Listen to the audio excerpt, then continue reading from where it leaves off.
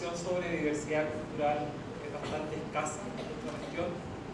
En el caso de Chile, de hecho, casi no conversamos nada de diversidad cultural.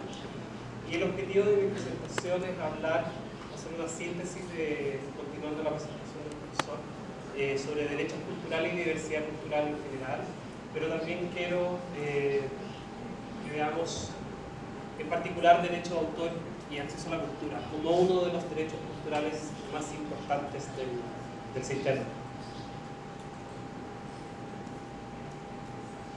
Mi presentación está dividida en dos bloques. Primero voy a hablar en términos genéricos de derechos culturales, qué entendemos cuando hablamos de derechos culturales, y su relación con la diversidad cultural, cuáles son los vínculos que existen, y vamos a detenernos un poco ahí. Y el segundo bloque voy a hablar sobre derecho de autor y acceso a la cultura, entendido como un derecho que está reconocido como quizás el derecho cultural más importante. Para partir, ¿qué son los derechos culturales? Los derechos culturales, tal como señalaba el profesor Cuña, hay alta discusión sobre derechos humanos, hay alta discusión sobre derecho internacional de los derechos humanos. No hay mucha discusión respecto a los derechos culturales. Se suele decir que los derechos culturales son el hermano pobre o el hermano menor de los derechos humanos porque no tienen mucho desarrollo doctrinario. De hecho, los principales conceptos que se desarrollan vienen de Europa. Hay muy pocos tratadistas en español y algunos en portugués. Pero uno puede hacerse una idea respecto de qué estamos hablando. Los derechos culturales, ¿qué son?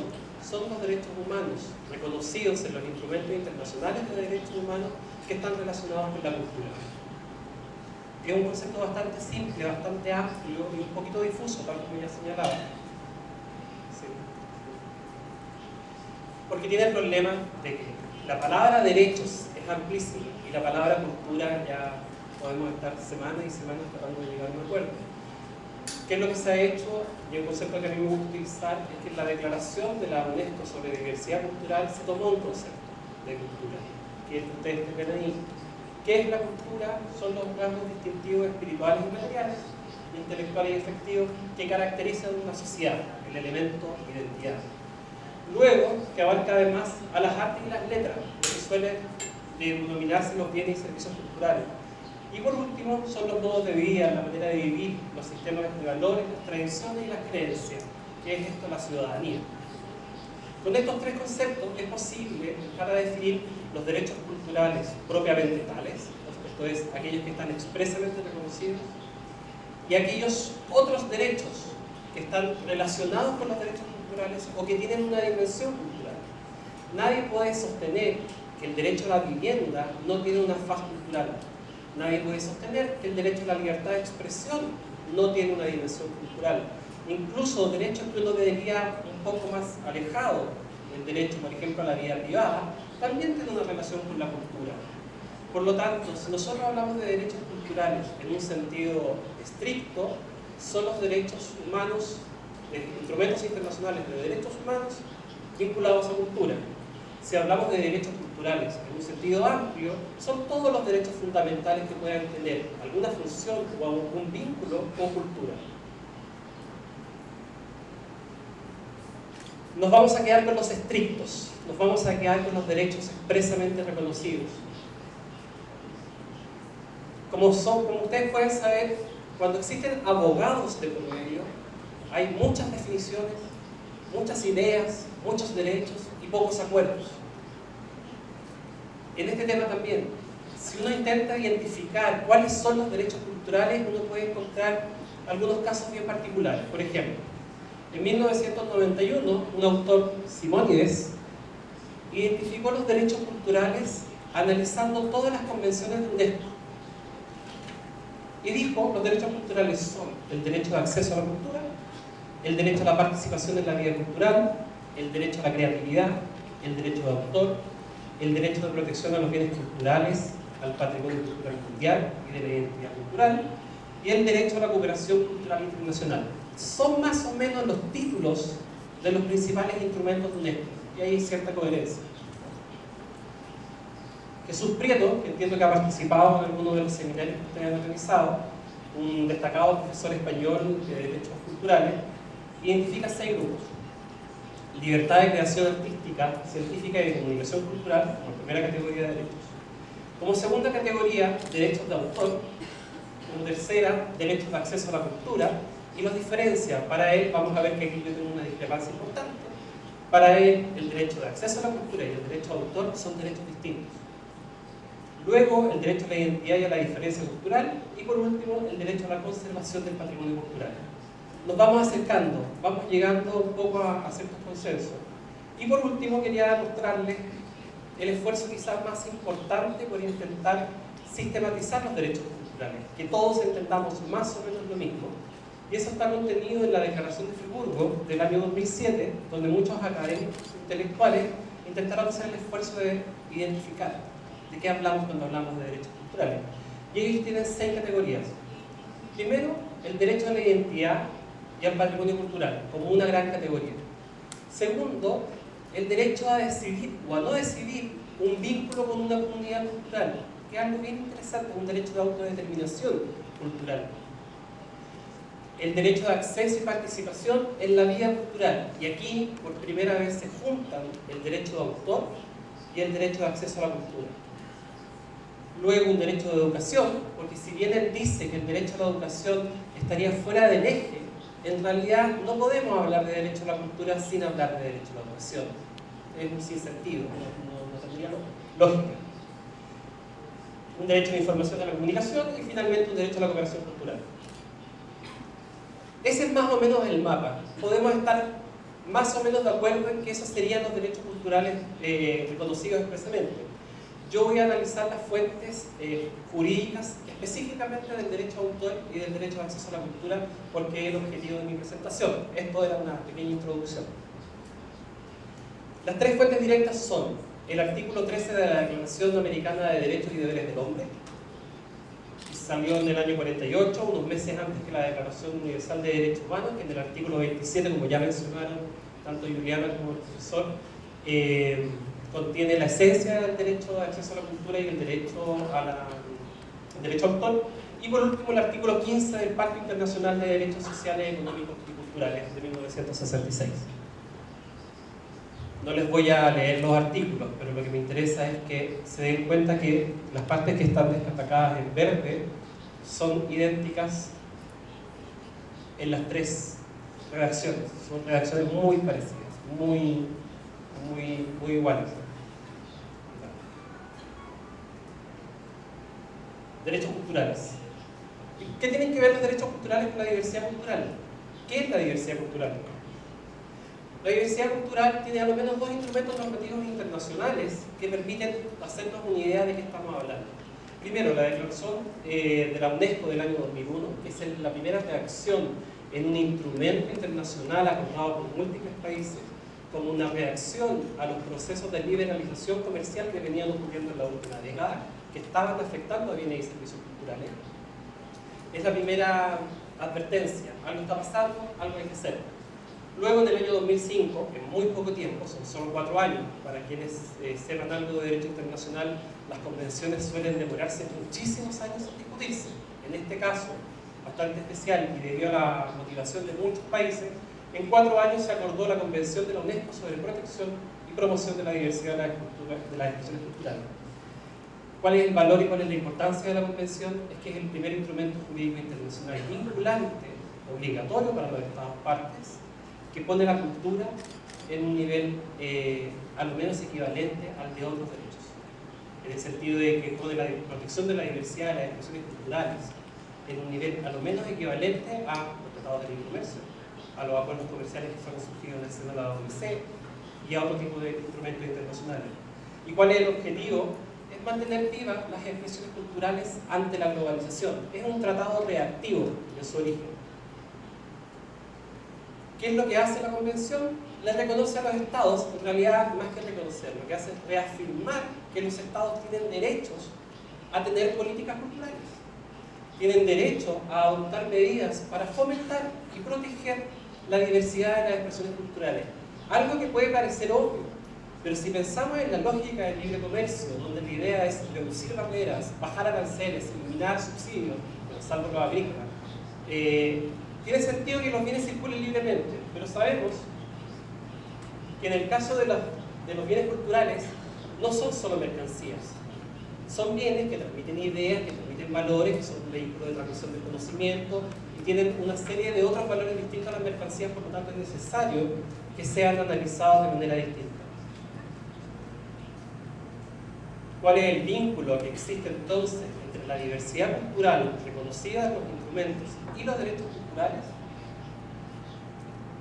Un principio: los derechos culturales son derechos humanos. Y la Convención de la Diversidad Cultural establece que no se pueden proteger, promover expresiones culturales que atenten contra los derechos humanos. Ese es un principio básico. Esto genera problemas. Recuerden que los derechos humanos tienen una pretensión de universalidad. Por lo tanto, pueden eventualmente chocar con prácticas culturales locales que vayan contra el canon de la universalidad de los derechos humanos. Y lo que se dice, lo que algunos autores señalan, es que en realidad entre la Convención de Diversidad Cultural y los derechos culturales hay un apoyo recíproco, se retroalimentan mutuamente. Un país que tenga buenos estándares de promoción y de respeto de los derechos humanos, generalmente es un país que puede tener buenos estándares o es garantía de tener buenos estándares de protección y promoción de la diversidad cultural. De la misma manera, un país que tenga un buen estándar de protección de la diversidad de las expresiones culturales probablemente va a generar condiciones para el desarrollo de un sistema de respeto de los derechos humanos en general y de los derechos culturales en particular. Y por fin llegamos a lo que me interesa que podamos conversar con mayor detalle: el derecho a autor y acceso a la cultura. Siempre se habla de derecho a autor, parece que a todo el mundo se le olvida que en realidad el derecho a autor es un derecho de doble dimensión. No son solo los derechos de los autores.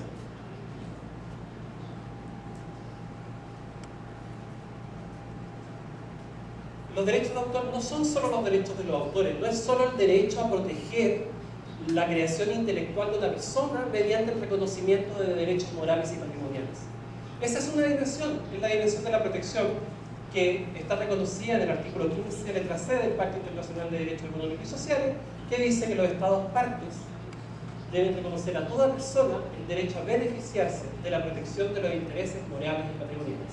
Aquí se reconoce por primera vez el derecho de autor como un derecho humano, pero vamos a ver que de una manera bastante especial. Porque la otra dimensión del derecho de autor es el derecho de acceso a la cultura. No es posible pensar el derecho de autor sin pensarlo con el derecho de acceso a la cultura.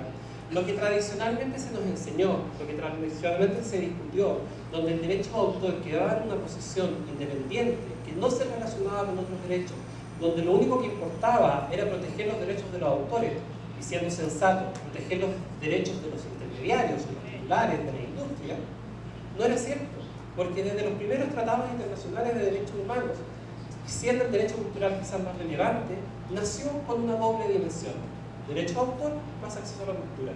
Así lo dice, por favor, así lo dice la misma convención, el mismo Pacto Internacional, en el artículo 15, letras A y B, donde dice: los Estados partes, el presente pacto, reconocen el derecho de toda persona a participar en la vida cultural.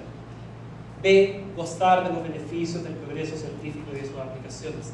Ahí está el acceso a la cultura. Esto que parece a muchos olvidarse, el discurso dominante en los últimos 50 años o quizás más, es el derecho de autor como un derecho autónomo, en realidad tiene una historia un poco más turbia, un poco más oscura. Si uno revisa la discusión que se dio a propósito de la elaboración de la letra C del artículo 15 del Pacto Internacional de Derechos Económicos, Sociales y Culturales, uno se da cuenta rápidamente que no se quería reconocer al derecho de autor como un derecho humano. Fue propuesto por Francia, fue rechazado, fue propuesto nuevamente 3 años después con el apoyo de varios países sudamericanos y fue aprobado 3 años después, cuando la discusión sobre los derechos culturales ya había acabado. Uno incluso podría sostener que la inclusión del derecho de autor como derecho humano fue un derecho que se incorporó por secretaría. La gente se aburrió de discutir. Suele pasar en los foros internacionales cuando uno llega a los acuerdos más importantes, deja ciertas cosas para el final. Bueno, al final incorporaron la letra C. Por lo tanto, uno puede razonablemente sostener que el derecho humano, considerado su dimensión protección, el derecho de autor considerado su dimensión protección, no era algo que estaba en la mente del legislador internacional al momento de redactar el Pacto Internacional de Derechos Económicos, Sociales y Culturales. Pero ya existe, es una realidad. El artículo, el 15 del Pacto Internacional, el 27 de la Declaración Universal, el 13 de la Declaración Americana, reconocen que el derecho de autor está comprendido por la protección de los derechos morales y patrimoniales y el derecho de acceso a la cultura. Esa es la realidad. ¿Qué es lo que tenemos que hacer ahora? Es lograr un equilibrio interno. Y eso es lo que dicen los instrumentos internacionales de derechos humanos.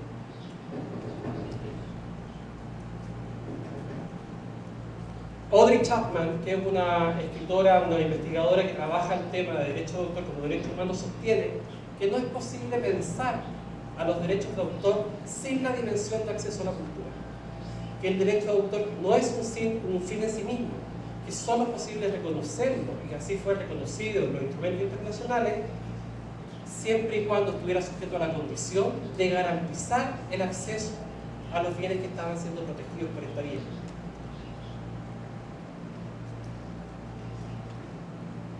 Por lo tanto, el derecho de autor no tiene que transformarse en un impedimento al acceso a la cultura. Al contrario, en un estado ideal, el derecho de autor debiera ser un facilitador de la participación de las personas en la vida cultural de un país. Y uno podría decir, bueno, autores hay muchos. Como les dije, mientras más abogados haya, probablemente más opiniones existan. Pero en realidad este criterio es compartido por el Comité de Derechos Económicos, Sociales y Culturales, que en el año 2005 hizo un análisis específico respecto a qué entendemos por derechos culturales, qué entendemos por derecho de autor, y dijo algo bien parecido. Que el derecho de autor, considerado como la protección de los derechos morales y patrimoniales, es una protección de derechos humanos porque está estrictamente vinculada a la persona humana.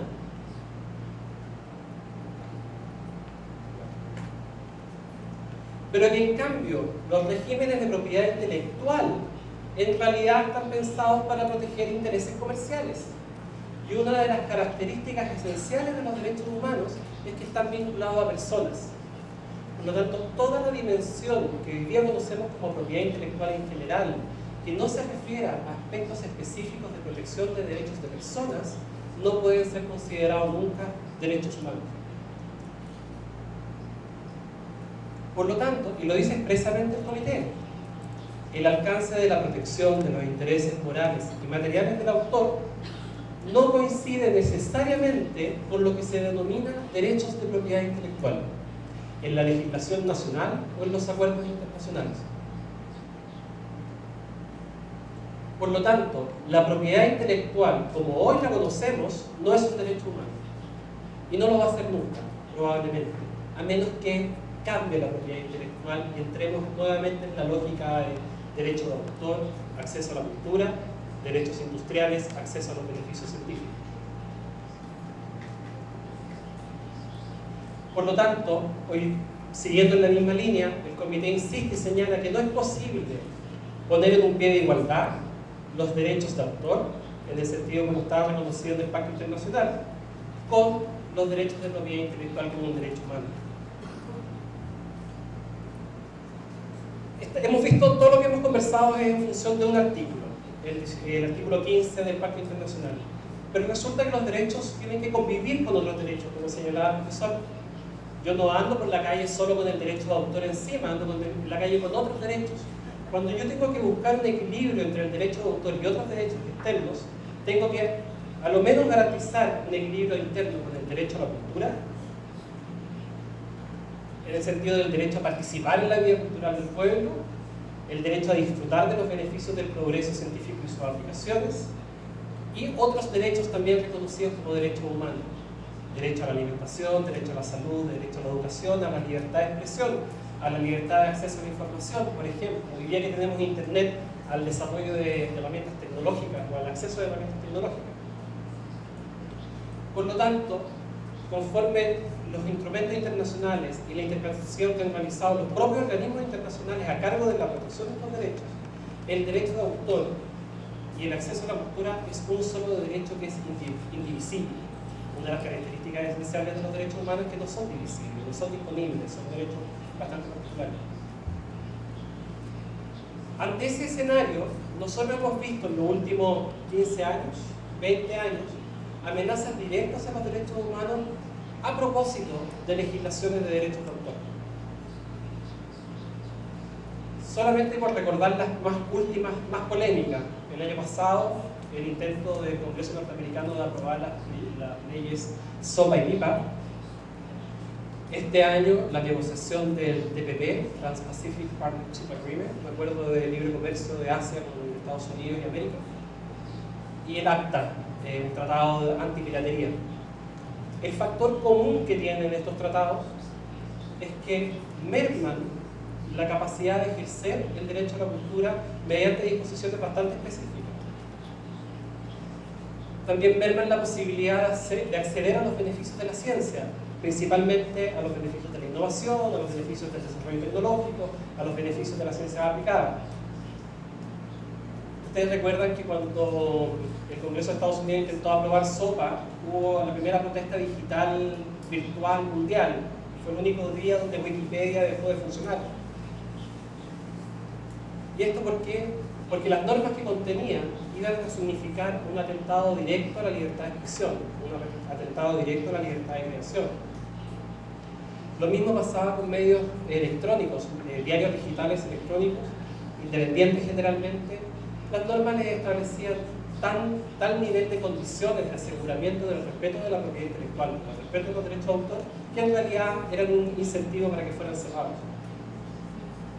Y privacidad.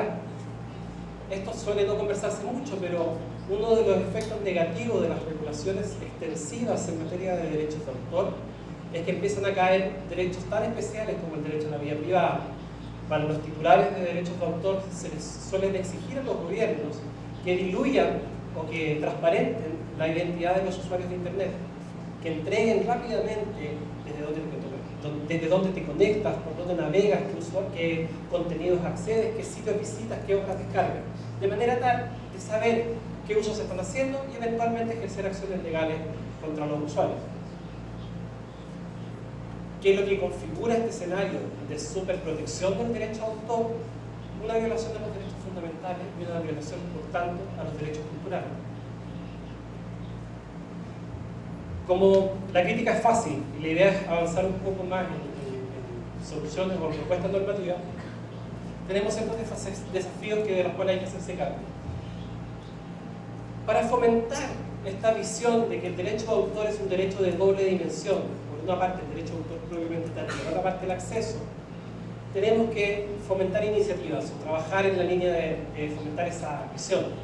Primero, existen múltiples proyectos sobre acceso al conocimiento que se desarrollan incluso en Brasil, vinculados al desarrollo digital. Ustedes tienen probablemente una de las comunidades de cultura digital más activas en el mundo. Eso es un orgullo a nivel internacional. Han logrado instalar sistemas como Creative Commons en un nivel bastante destacado a nivel internacional. Tienen comunidades de software libre también bastante destacadas. Desde el foro social que se realizaba en Porto Alegre, hay muchas iniciativas que han estado dando vuelta. Y el desarrollo digital es la clave para garantizar a su vez el derecho a acceso a la cultura. Otra dimensión de esta discusión, lo cual es el desafío, es algo que ustedes están en pendiente, que fue la propuesta de reforma a la Ley de Derecho de Autor de la administración de Gilberto Gile y Yuca Ferreiro. La reforma constituye probablemente la propuesta normativa más avanzada en lograr equilibrar los distintos intereses en juego. Es quizás la propuesta normativa que logró por primera vez incorporar en una legislación, intentar incorporar en una legislación de derecho de autor ambas dimensiones. Esto es un inciso de la propuesta de ley que dice la interpretación, bueno, ustedes lo pueden leer en portugués.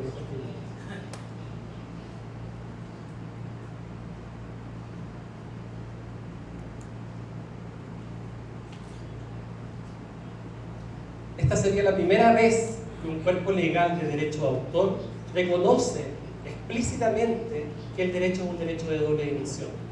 Tradicionalmente las leyes más avanzadas, más equilibradas, lo que hacen es que le reconocen al usuario un derecho. Fair use, excepciones. Acá no, establece criterios interpretativos, establece criterios normativos. Lamentablemente, con el cambio de gobierno, con el ingreso de la administración de Ana Holanda, este proyecto se detuvo. Todos los especialistas estamos muy atentos a cuál va a ser la decisión de la nueva ministra de Cultura.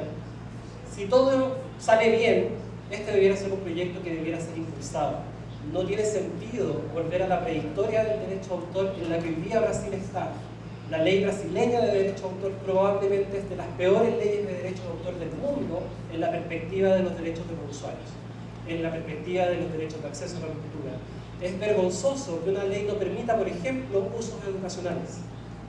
Es vergonzoso que una ley no permita que los usuarios puedan compartir sus contenidos que fueron adquiridos legalmente. Si ustedes compran un CD, ustedes no lo saben, si ustedes compran un CD y lo quieren pasar a un MP3 o un dispositivo de audio, en Brasil eso es un delito. Por lo tanto, el giro que pueden hacer, el giro que hizo la propuesta de ley de derecho de autor de Gilberto Quilituca Ferreiro es probablemente la forma de solucionar este tipo de problemas. Porque el desafío finalmente no es abolir los derechos de autor, no es eliminarlos, porque son un derecho humano también, pero es un derecho humano en esta doble dimensión que yo les comento. Por lo tanto, el desafío es lograr equilibrar, por una parte, los derechos de los usuarios, consumidores, de los titulares de derechos de autor y de los autores, que no siempre son lo mismo. El derecho de un titular no necesariamente es igual al derecho de un autor, eso tampoco hay que olvidarlo. Y eso, muchas gracias. Cualquier pregunta.